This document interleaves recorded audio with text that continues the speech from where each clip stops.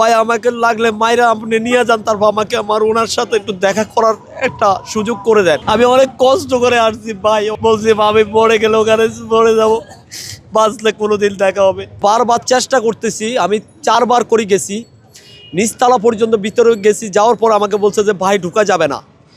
এখানে আমার একজন প্রতিনিধি আছেন, যিনি এবার নির্বাচন করবেন, এম এ হান্নান, চাঁদপুর ফরিদগঞ্জের। ওনাকে দেখার জন্য আমি যাইতে চাইছিলাম, ওনারা আমাকে যাইতে দেন নাই, বলছে যে ভাই ঢুকে যাবে না। আমি বললাম ভাই আমাকে লাগলে মাইরা আপনি নিয়ে যান, তারপর আমাকে ওনার সাথে একটু দেখা করার একটা সুযোগ করে দেন। ওনারা বলছে ভাই যদি সুযোগ থাকতো তাহলে আমরা অবশ্যই আপনাকে নিতাম, কিন্তু আপনাকে নিতে পারবো না। আমি বারবার গেছি শুধু একটু দেখার জন্য। এখানে যারা আসছে সবাই ওনার ভালোবাসা আসছে। Bashundhara public school and college 2026 শিক্ষাবর্ষে ভর্তি চলছে। উনি বিগত রাজনীতিবিদের একজন নেত্রী নাগালি এই দেশের মানুষের প্রতিটা মানুষের হৃদয়ের একজন বন্ধু।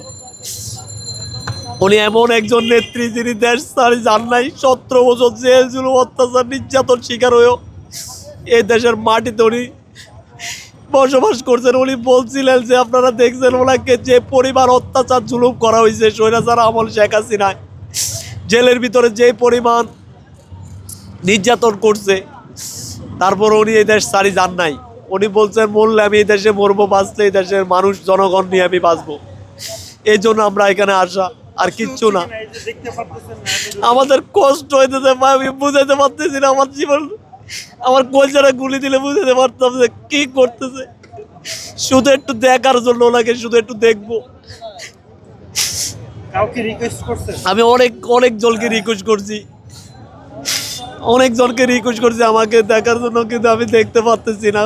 ওনারা বলছে যে ভাই দেখা করার সুযোগ নাই, কারণ ওনার পাশে যাওয়া নিঃশ্বাসের যে ব্যাপার, ওই ব্যাপার নিঃশ্বাসের যেই ইয়েটা, ওটা আপনার দর করার ইয়ে নাই ভাই। আপনি যাইতে পারবেন, এখানে ভিড় করাও নিষেধ। আমি অনেক কষ্ট করে আসছি ভাই, অনেক কষ্ট করে আসছি, যেটা আপনি বুঝাইতে পারবো। আমার ব্লাড বেড়েছে, তারপর আমি এখানে আসা। আমার পা এক্সারসাইজ করেছি, 1 সপ্তাহ হয়েছে, পাও মাত্র সিলাইটা কাটছি।